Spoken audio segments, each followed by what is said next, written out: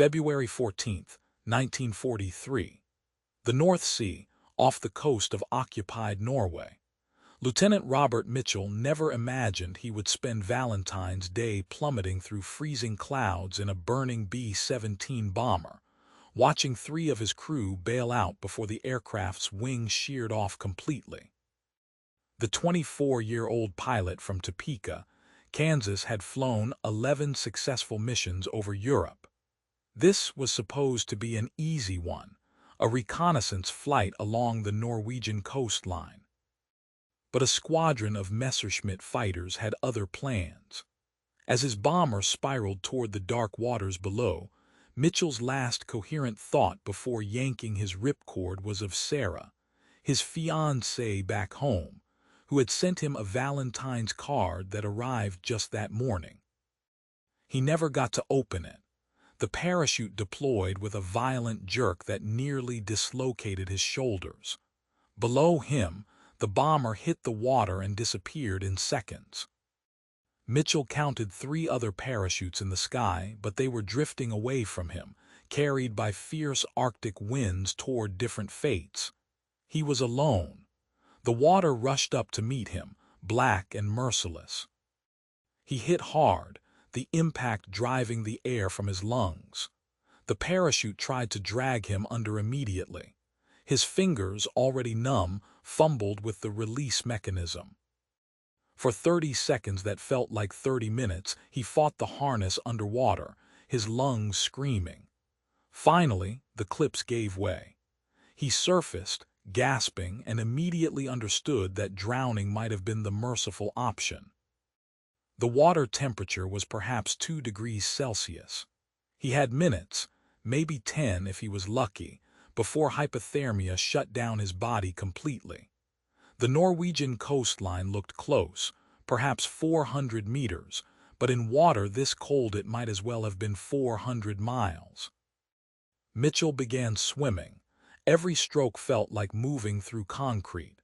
His flight suit, designed for high altitude, became a lead weight. His boots filled with water.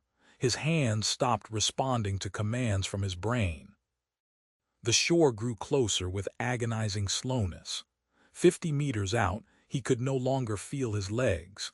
25 meters and his arms stopped working. He tried to call out, but his jaw had locked shut. The last thing he remembered was his face hitting something solid and then darkness. When consciousness returned, it came with confusion and pain. Mitchell was moving, but not under his own power. Someone was dragging him. He tried to speak, but only managed a groan. A voice responded in a language he did not understand. Norwegian, probably, which meant either rescue or capture. He forced his eyes open and saw a weathered face above him, a man perhaps 60 years old with a gray beard, pulling him across rocky beach. Behind the man, a small boat.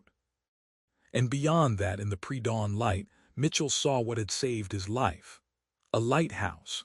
White stone, perhaps 20 meters tall, standing on a rocky promontory like a sentinel. The old man saw Mitchell's eyes open and spoke again, urgently, in Norwegian.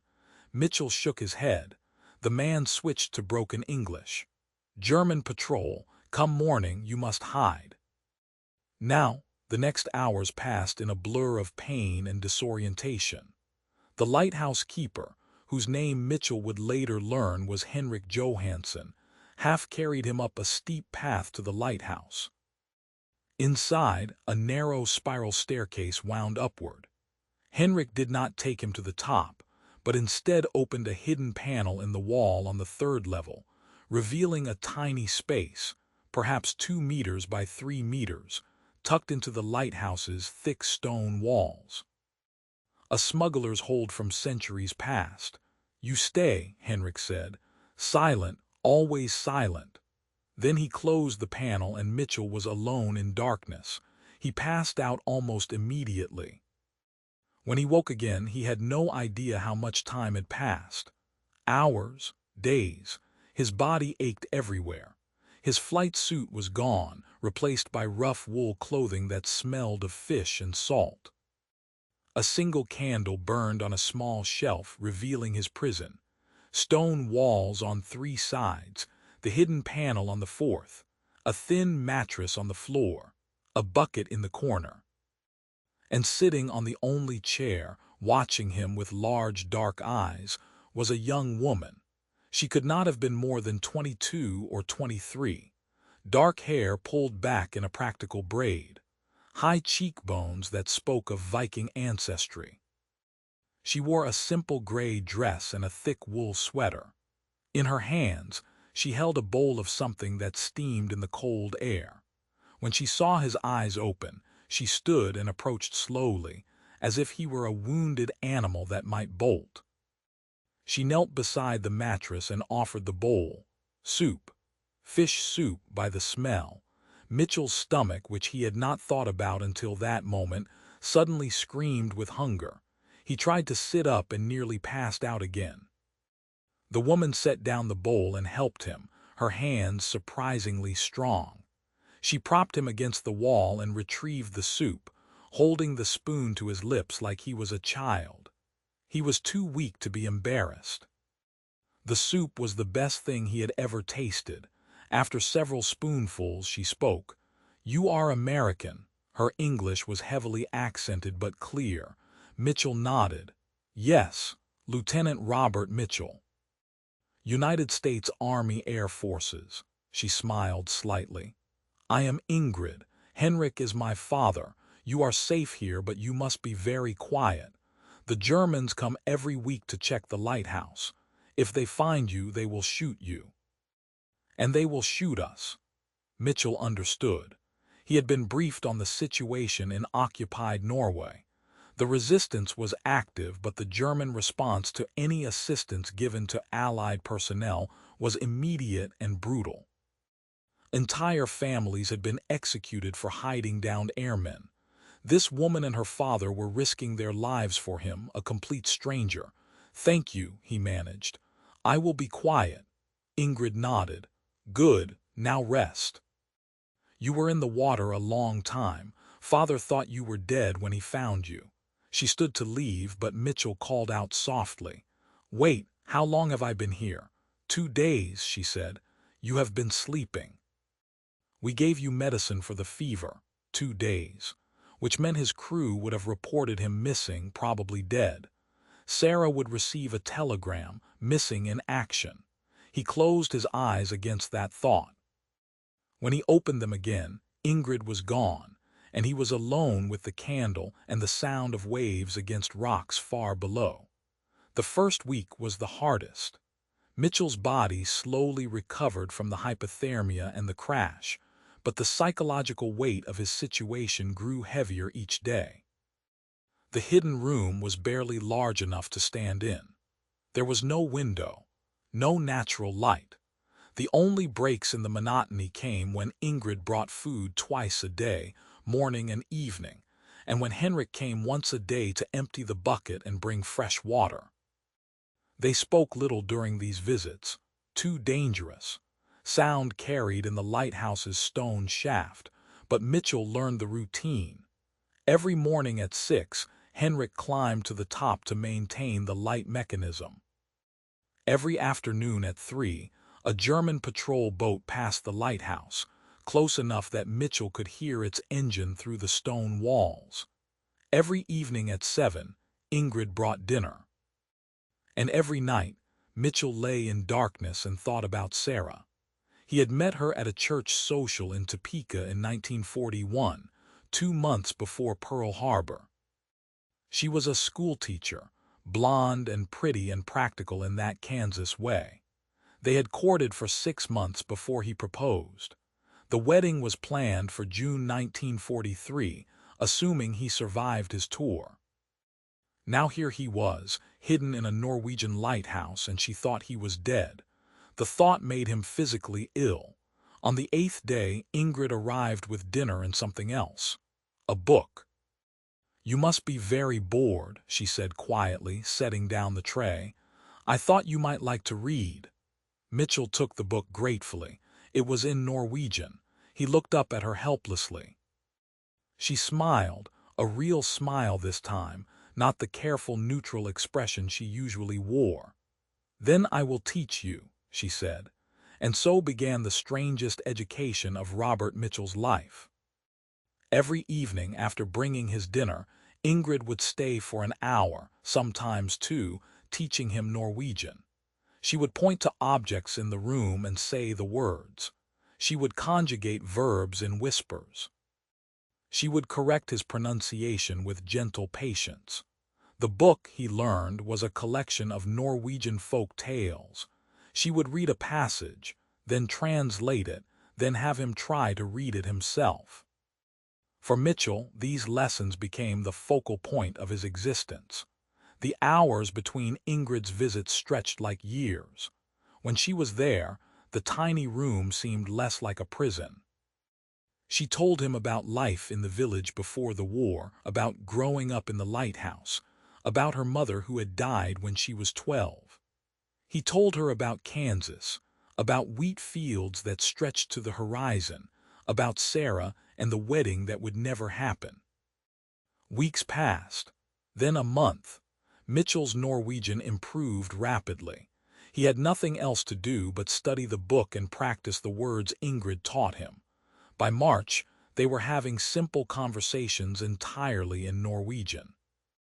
By April, he could read the folk tales with minimal help, and somewhere in those whispered lessons, something shifted. Mitchell could not pinpoint exactly when it happened.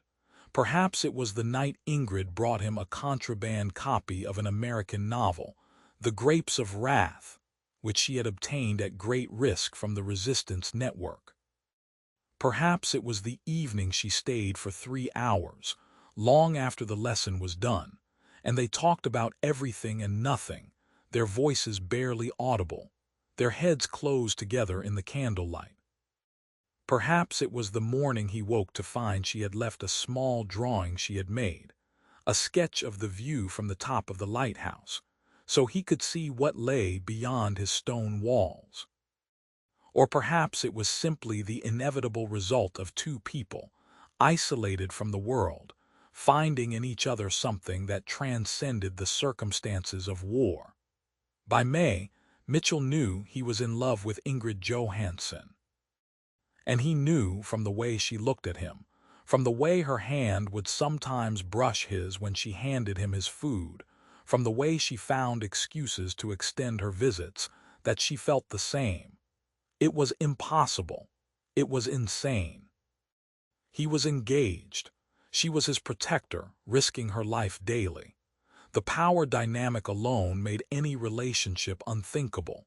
And yet, one evening in late May, as the Arctic sun finally began to set after months of twilight, Ingrid came with dinner and news. "The Germans are planning a major sweep of the coast," she said, her voice tight with worry. "Looking for resistance members. Father says they may search the lighthouse more thoroughly than usual. You may need to move to a different hiding place." Mitchell felt his stomach drop. "When? Perhaps a week, perhaps less. We are making arrangements." She set down the tray but did not move to leave. Instead, she sat on the edge of his mattress, something she had never done before. They sat in silence for a long moment. Then Mitchell spoke in Norwegian. "Ingrid, I need to tell you something." She looked at him, her dark eyes reflecting the candlelight. "I know what you will say. You do not need to say it." "I think I do," he said, "because I do not know what will happen, if they move me, if the Germans find me, if the war ends. I need you to know that these months here with you have been the most important of my life. You saved me, not just from the water, from going mad in this room, from forgetting what it means to be human." Ingrid's eyes glistened. "Robert, do not." "I have to," he continued. "I know I have no right, I know about Sarah, I know this is impossible, but I love you. I have loved you since the night you stayed and we talked about the stars you can see from the lighthouse top, the stars I cannot see from here. And I needed you to know that, whatever happens." For a long moment, Ingrid said nothing. Then she reached out and took his hand, the first time they had truly touched beyond the practical necessities of care. "I love you also," she whispered. "I have loved you since the day I found you trying to read the folk tales with the book upside down, too proud to admit you could not tell which way was correct. I know this is impossible. I know you will leave when the war ends. I know you have a life waiting in Kansas, but I am glad you said it, because I needed to hear it once." They sat like that, hands clasped, for perhaps 10 minutes. Then Ingrid stood, composed herself, and left without another word. Mitchell did not sleep that night. The German sweep came 3 days later. Mitchell heard the trucks arrive at dawn, heard the harsh shouts in German, heard boots on the lighthouse stairs. He pressed himself against the back wall of his hiding place, barely breathing. The search was thorough. He heard them in the room just outside his panel, heard them tapping on walls, looking for hollow spaces. His heart hammered so hard he was certain they would hear it. Then Henrik's voice, calm and authoritative, explaining something about the lighthouse's construction, about the thick walls needed to withstand Atlantic storms.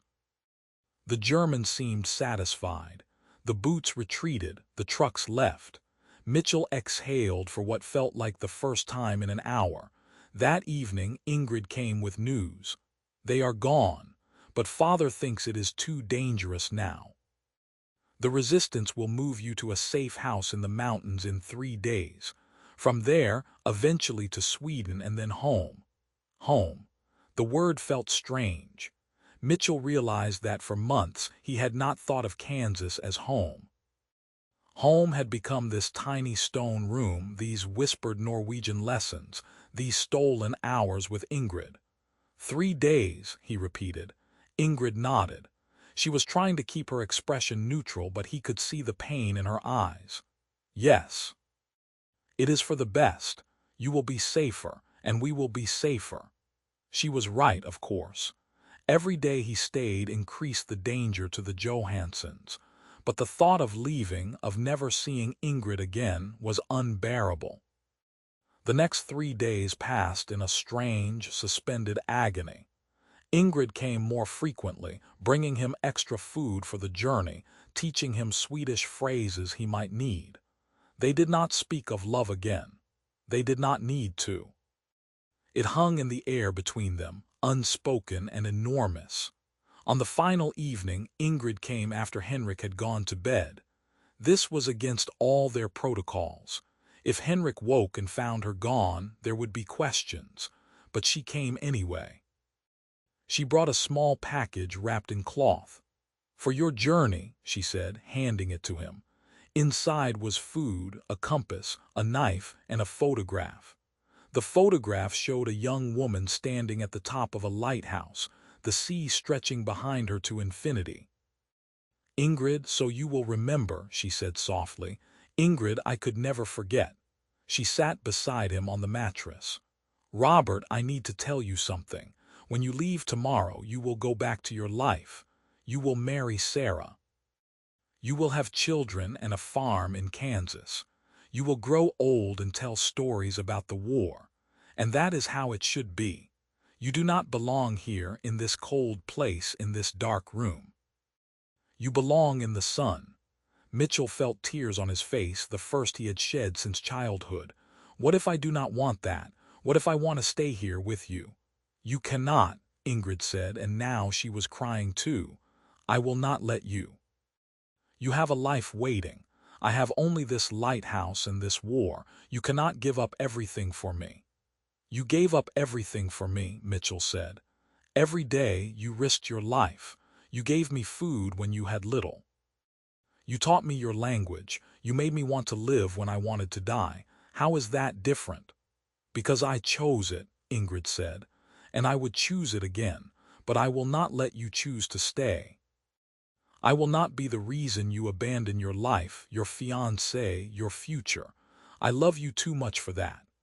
They held each other then, in that tiny stone room, as the Arctic night pressed against the lighthouse walls. They did not kiss. They did not need to. This was goodbye, and they both knew it.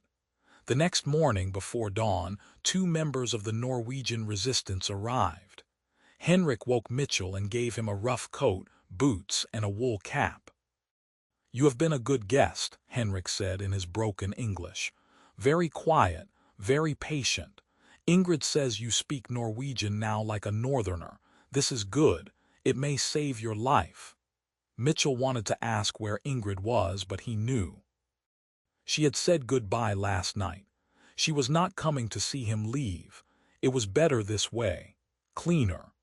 The resistance members led him down the lighthouse stairs and out into the pre-dawn darkness. The last thing Mitchell saw, as they hurried him toward a waiting boat, was the lighthouse beam sweeping across the dark water. Somewhere in that lighthouse, Ingrid was watching him go. He did not look back. The journey to Sweden took 6 weeks. Mitchell was moved from safe house to safe house, hidden in barns and cellars and root cellars, always one step ahead of German patrols. The resistance network was efficient and brave, but every moment was danger. He saw 2 of his guides captured. He heard the gunshots that meant they would not be coming back. By July 1943, he crossed into Sweden and relative safety. By August, he was in Britain. By September, he was on a transport ship heading home. He carried Ingrid's photograph in his breast pocket, next to his heart. When he arrived in Kansas in October, Sarah was waiting. She had never given up hope, even after the missing in action telegram. She threw herself into his arms at the train station, weeping with joy. His parents were there. His brother. The whole town, it seemed, had turned out to welcome home their hero. Mitchell smiled and hugged Sarah and shook hands and accepted congratulations, and felt nothing. Over the next weeks, he tried to resume his life. The wedding was rescheduled for December. Sarah was radiant, planning every detail. His parents were overjoyed. Everyone expected him to be happy. He went through the motions. He smiled at the right times. He said the right things. But every night he lay awake and thought about a lighthouse on the Norwegian coast.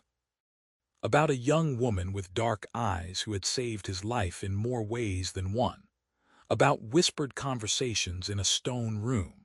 About a love that was impossible and real and more powerful than anything he had ever known. 3 weeks before the wedding, Mitchell made his decision.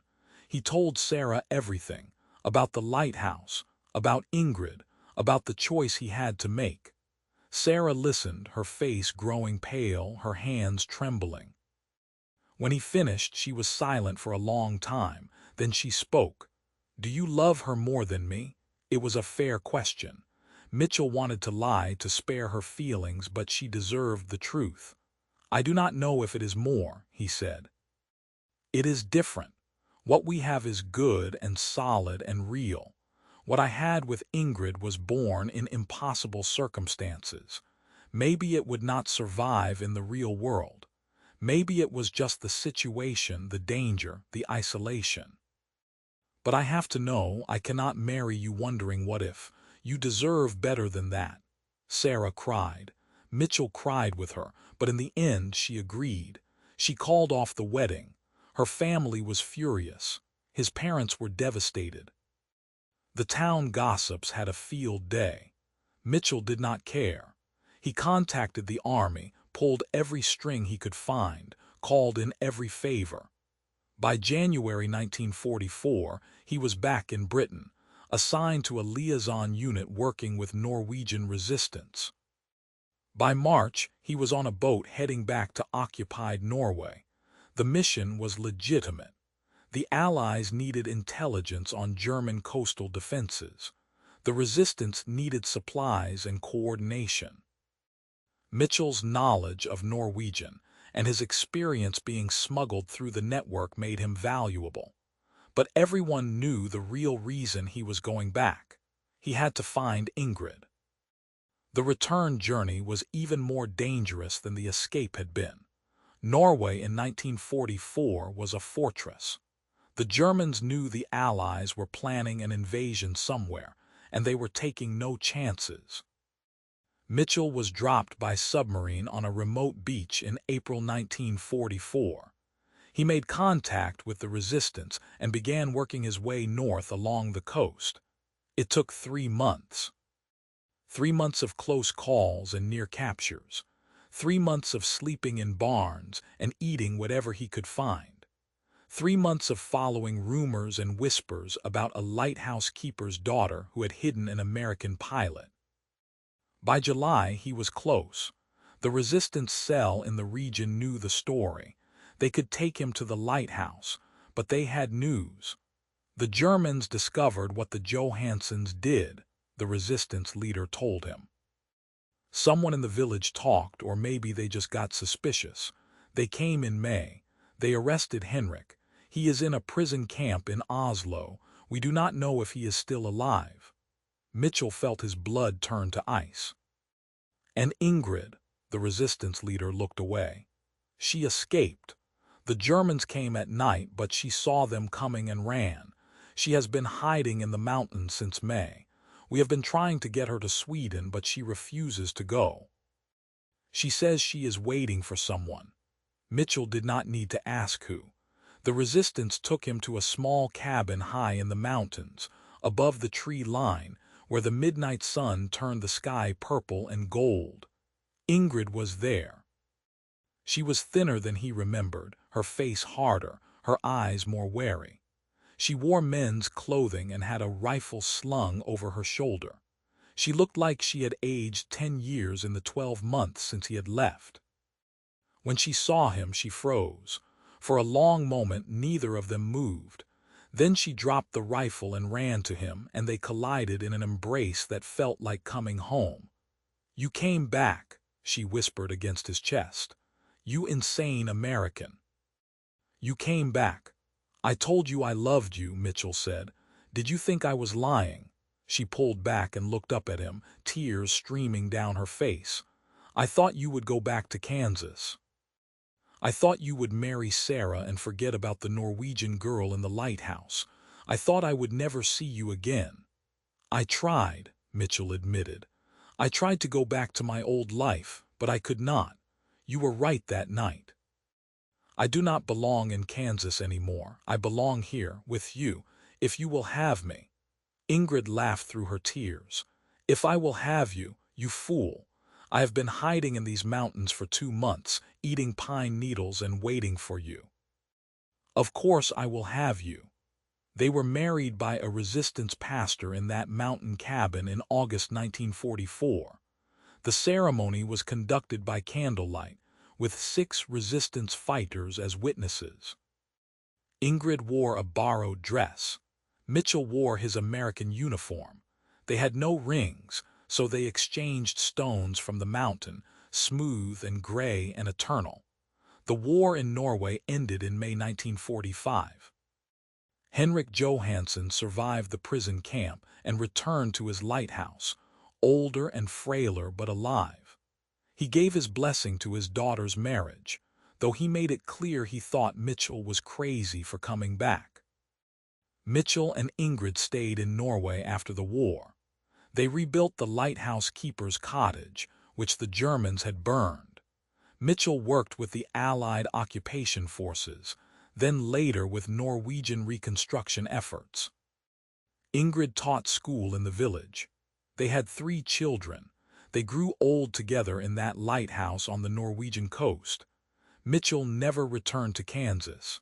He wrote to Sarah once, a long letter explaining everything, apologizing for the pain he had caused, wishing her happiness. She wrote back, a brief note saying she had married a local banker and was content. She hoped he was happy too. She did not hate him. She understood. Some loves are born in ordinary circumstances and grow into something comfortable and good. Other loves are forged in fire and isolation and impossible choices. Neither is better or worse. They are simply different. Robert Mitchell lived to be 87 years old. He died in 1996 in the same lighthouse where he had hidden more than 50 years earlier. Ingrid held his hand as he passed. His last words were in Norwegian. "Thank you for teaching me your language," he whispered. "Thank you for teaching me everything." After his death, Ingrid found the photograph she had given him in 1943, the one of her standing at the top of the lighthouse. He had carried it through the war, through his return to Kansas, through his journey back to Norway. It was creased and faded but still recognizable. On the back in his handwriting were 3 words in Norwegian. Min hjem. Min kjærlighet. My home. My love. The story of Robert Mitchell and Ingrid Johansson is not unique. Thousands of Allied airmen were hidden by resistance members across occupied Europe during World War II. Many formed close bonds with their protectors. Some fell in love, but few made the choice Mitchell made, to abandon everything and return to an occupied country in the middle of a war for a woman he had known for only 9 months. It was insane. It was reckless. It was, by any rational measure, a terrible decision. And yet, by the measure that mattered most to Robert Mitchell, it was the only decision he could make. Because some loves are worth more than safety, more than comfort, more than the life you planned. Some loves are worth everything. The lighthouse still stands on the Norwegian coast, maintained now by automated systems. But locals say that on certain nights, when the fog rolls in from the North Sea, you can see 2 figures at the top of the lighthouse, standing close together, looking out over the water toward a horizon that stretches into forever.